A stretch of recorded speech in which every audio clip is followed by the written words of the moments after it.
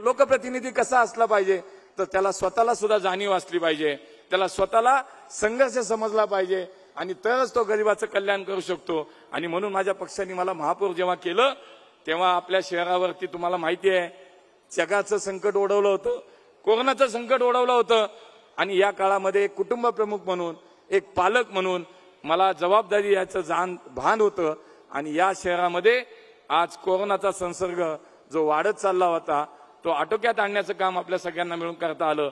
अशी चर्चा केली जायची की आता रस्त्यावरती माणसं मरताना दिसतील, लोकांना औषध कुठून देणार, लोकांना लस कुठून देणार, लोकांना बेड कुठून देणार।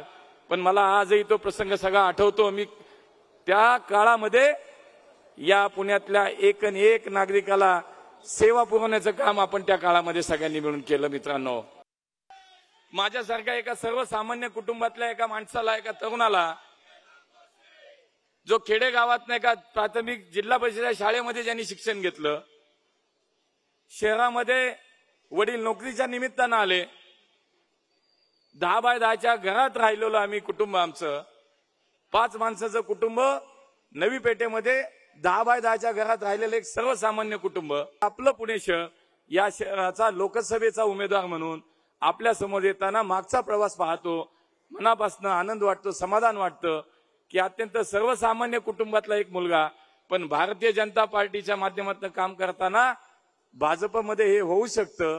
एका सर्वसामान्य कुटुंबातल्या मुलाला लोकसभेचा उमेदवार केला जातो आणि